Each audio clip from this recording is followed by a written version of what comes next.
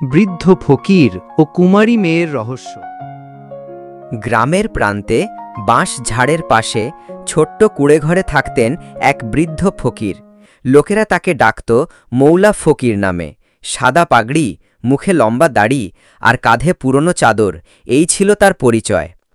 ফকির সারাদিন গ্রাম ঘুরে ভিক্ষা করতেন, রাতে চুপচাপ নামাজ পড়ে আল্লাহর জিকিরে সময় কাটাতেন। একদিন বিকেলে বাজারে হঠাৎ দেখা গেল ফকিরের পাশে এক অচেনা কুমারী মেয়ে। মেয়েটির বয়স 18 কি 19 হবে।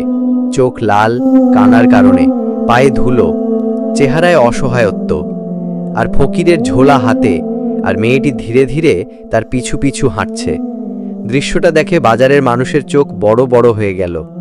এক দোকানদার নিচু স্বরে পাশের লোকটাকে বলল, এই মেয়েটাকে? পাশের আরেকজন উত্তর দিল, জানি না, তবে ব্যাপারটা ঠিক মনে হচ্ছে না।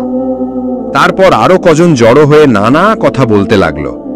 রাত বাড়তে না বাড়তেই গুজব ছড়িয়ে গেল গোটা গ্রামে। কেউ বলল মেয়েটা ফকিরের আত্মীয়, কেউ বলল পালিয়ে এসেছে আর ফকির লুকিয়ে রেখেছে। অনেকে আবার সন্দেহের চোখে তাকালো। ফকির হলেও দুনিয়ায় কে কেমন তা বলা যায় না। পরের দিন সকালেই গ্রামের মাতব্বররা ফকিরের কুঁড়েঘরের সামনে হাজির। তারা কঠোরভাবে জিজ্ঞাসা করতে লাগলো, বৃদ্ধ, সত্যি বলো, এই মেয়েটা কে? তোমার সাথে কেন? ফকির শান্ত গলায় বললেন, এ মেয়েটি পাশের গ্রামের।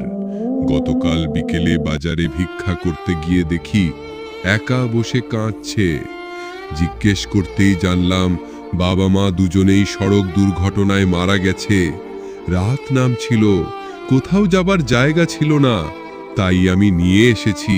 মেয়েটি কাঁপা কাঁপা গলায় বলল, আমার কেউ নেই। বিশ্বাস করেন, আমি খুব ভয় পেয়েছিলাম।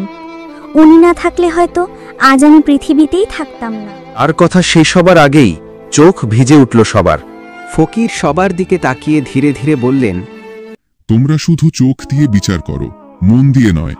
মানুষের চেহারা বা গুজব শুনে তার চরিত্র নির্ধারণ করা ভুল।